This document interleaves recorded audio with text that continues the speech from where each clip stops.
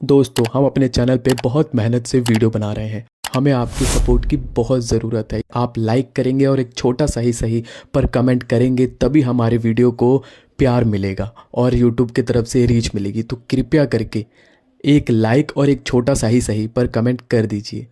धन्यवाद।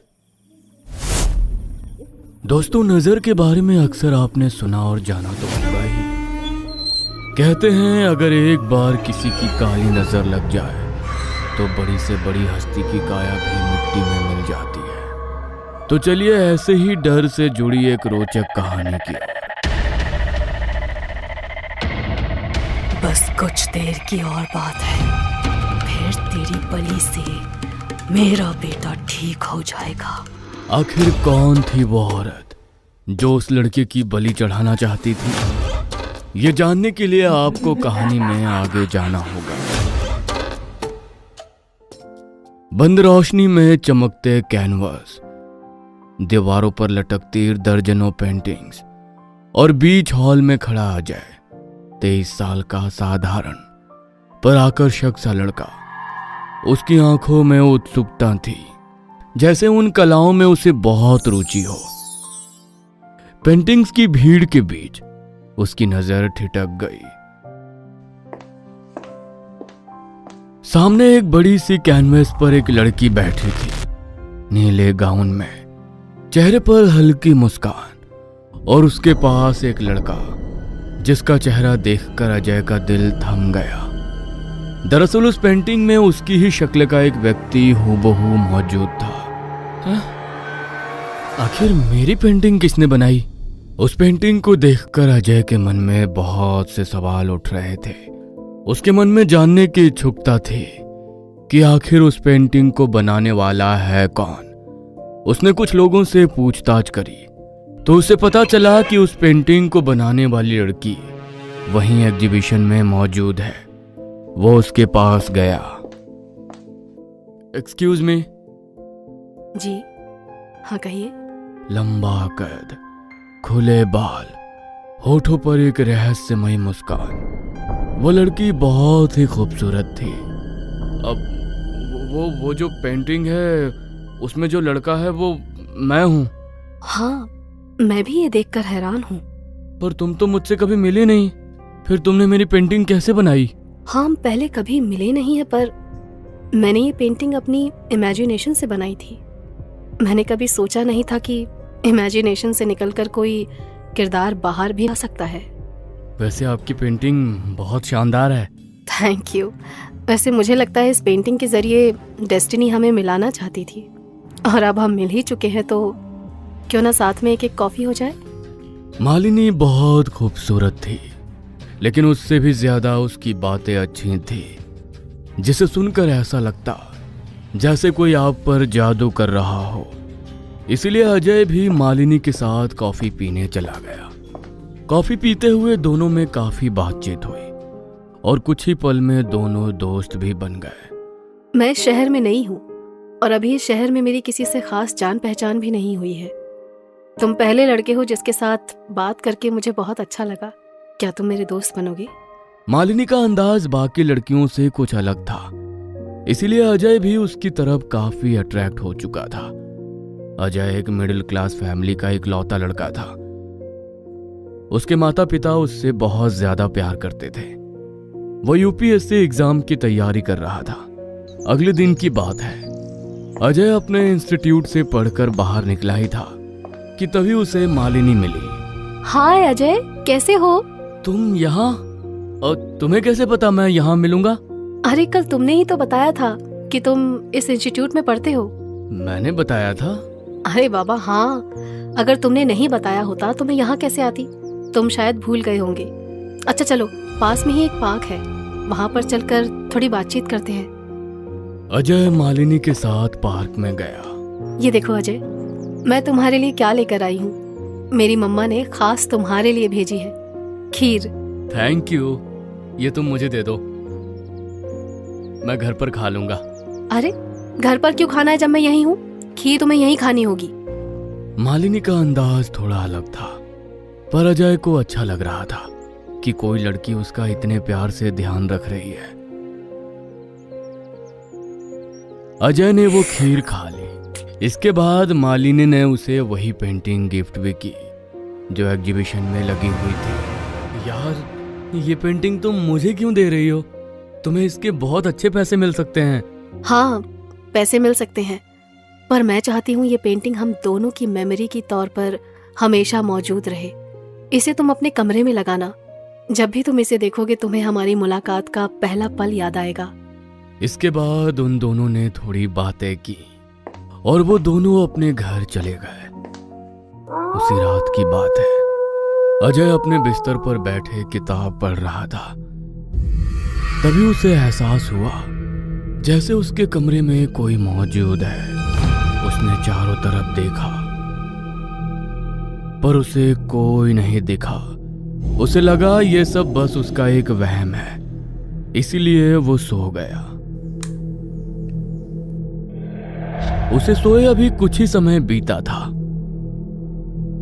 कि तभी उसे अपनी छाती पर भारीपन महसूस होने लगा। उसे सांस लेने में बेचैनी होने लगी। उसकी धड़कन की रफ्तार तेज हो गई थी। उसकी आंखें बंद थीं, पर घबराहट उसके चेहरे पर साफ साफ नजर आ रही थी। पसीने से उसका शरीर पूरी तरह से भीग चुका था। तभी वो घबराते हुए उठा। चाय बेचने वाली चुड़ैल और कूड़ा उठाने वाली चुड़ैल। रात के 3 बज रहे थे। पूरे रेलवे स्टेशन पर सन्नाटा था। जोर जोर से हवाएं चल रही थी।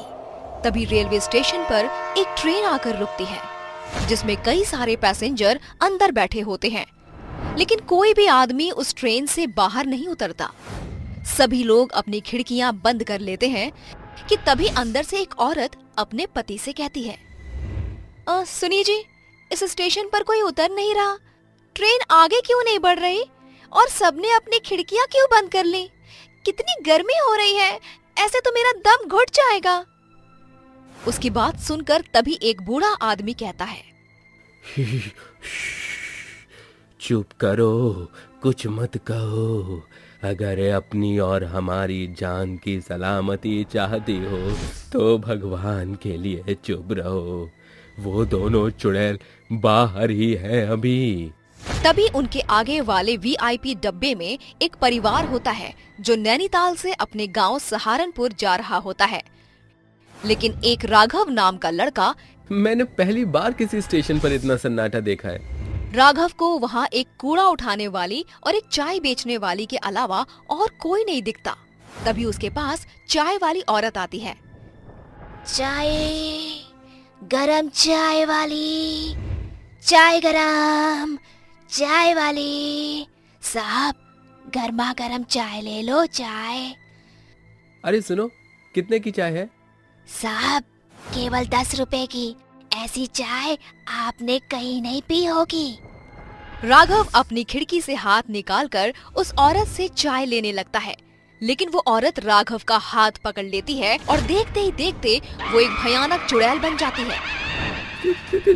चुड़ैल, हे भगवान, ये चुड़ैल कहाँ से आ गई? बचाओ, अरे मुझे कोई बचाओ। चुड़ैल राघव का हाथ काट देती है, जिसके बाद कूड़ा उठाने वाली चुड़ैल उसकी मुंडी काटकर अपने बोरे में डाल लेती है। नहीं छोड़ूंगी, किसी को भी नहीं छोड़ूंगी, सबके सब मरेंगे।